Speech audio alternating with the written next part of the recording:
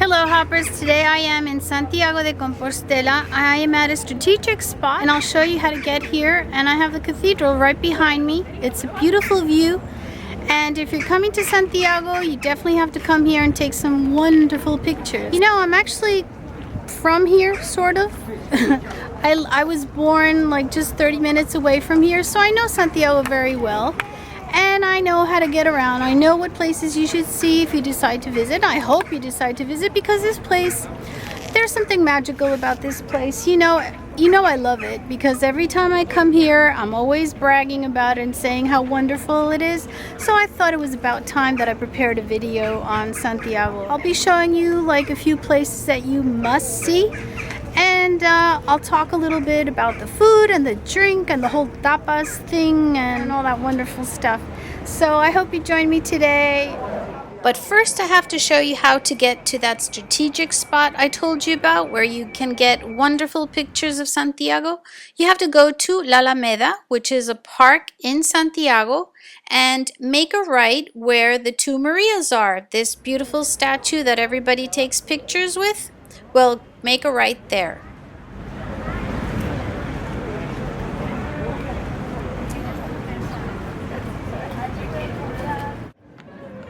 Okay, now you leave behind the Alameda and you're entering La Rua do Franco. There are three principal streets or ruas that lead you to the cathedral, but perhaps El Franco is one of the most popular. And this is the street where the French pilgrims used to enter the city, hence its name. But nowadays it's full of bars and restaurants and souvenir shops, but this is where the pilgrims would get their first meal in Santiago, and they would have their blistered feet attended to, and they would have a place to sleep. Nowadays El Franco is very popular with the tourists, and the restaurants offer a wonderful selection of seafood. See?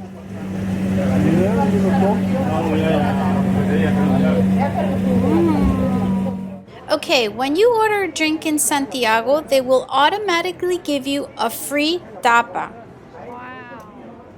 A tapa is a small serving of food that you can have with your drink. So here we ordered some drinks and we got 3 portions of tortilla, which is potato omelet, and it's delicious. A lot of these places are closed now because it's only 6:30 and they close right after lunch. You know, lunch here is at 2 o'clock, but then they open again later, like at about 8 or 7:30 or so. So then you continue, because dinner is typically at 10. This is tarta de Santiago, or Santiago almond cake. So in the area around the cathedral, what you mostly find are places to eat, drink, and to go shopping. But you know, many people pass right over this early Renaissance school, the home of Alfonso de Fonseca and his influential family. It began its function in 1544 and was later used to house the University of Santiago de Compostela. And it has this beautiful courtyard that you can visit. And look, Mr. Fonseca in the middle.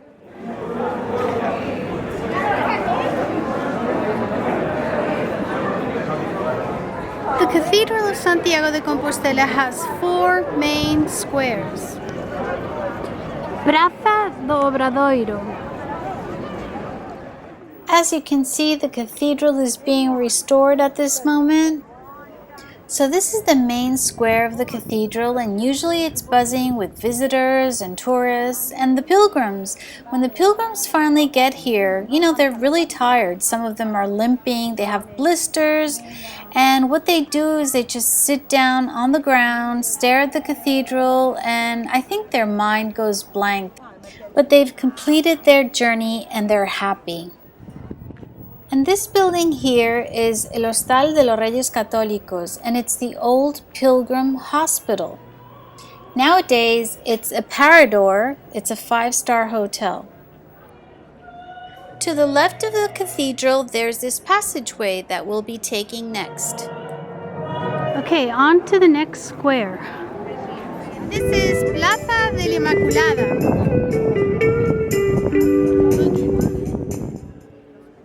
This is one of the side entrances of the cathedral.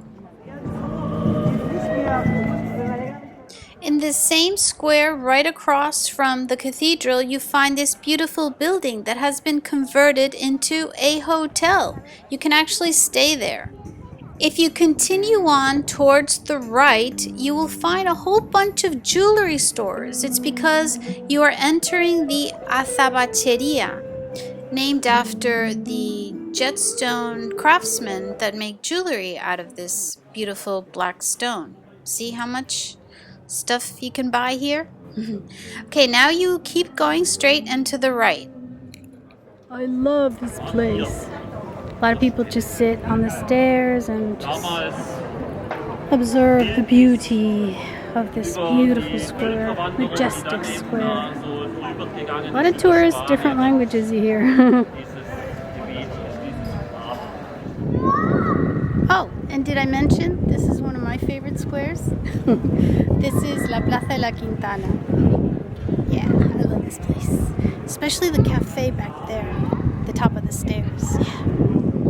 For hundreds of years, people from all over the world have been coming here to Santiago via this ancient pilgrimage trail, El Camino. Some people do it as an act of faith to follow the footsteps of St. James, Santiago in Spanish, and others are just travelers who want to take on this challenge and to simply get away from the craziness of modern life. And this here is the Holy Door, or La Puerta Santa, and it's only open when the Feast of St. James, which is the 25th of July, falls on a Sunday. The cathedral also has a gift shop that's really nice. We continue walking around the cathedral and we find the final square, which is called La Plaza de las Platerías. In other words, the square of the silversmiths. Plata is silver in Spanish.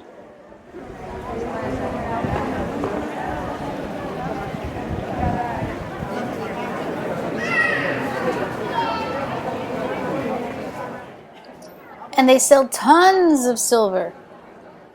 So to keep it simple, remember 4 squares around the cathedral and 3 main streets leading to it. You saw Rua do Franco, and now this is Rua do Vilar.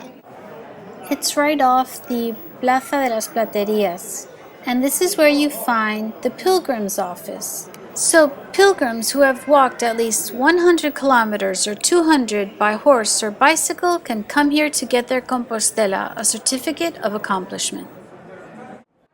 They also have a gift shop where you can get really cool Camino-related items.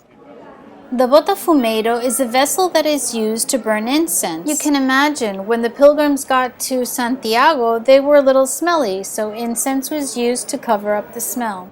Typical of Santiago, you go window shopping and then you must take a break and have a wonderful wine and tapa. Life is tough. And the third main street leading to the cathedral, or leaving the cathedral, is Rua Nova. And you see Galician delicacies here. And this Sargadelo's store, which is ceramics, typical Galician ceramics that are beautiful. They have this cobalt blue that is gorgeous.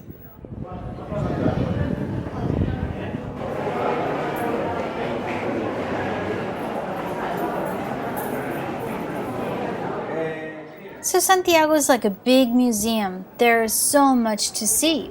But in this video, I wanted to keep it simple. But when you decide to come here and explore its narrow, meandering streets, you'll discover museums and palaces and university buildings, and even the newer part of town where you'll find cars and traffic and noise and all that wonderful stuff. Which reminds me, here at Plaza de Galicia, you can get the bus that goes to the airport. Remember, it also stops at the train station and at the bus station. So that's it, hoppers, for Santiago. I hope you enjoyed it. and I wish you a buen camino. Thanks for watching. Bye.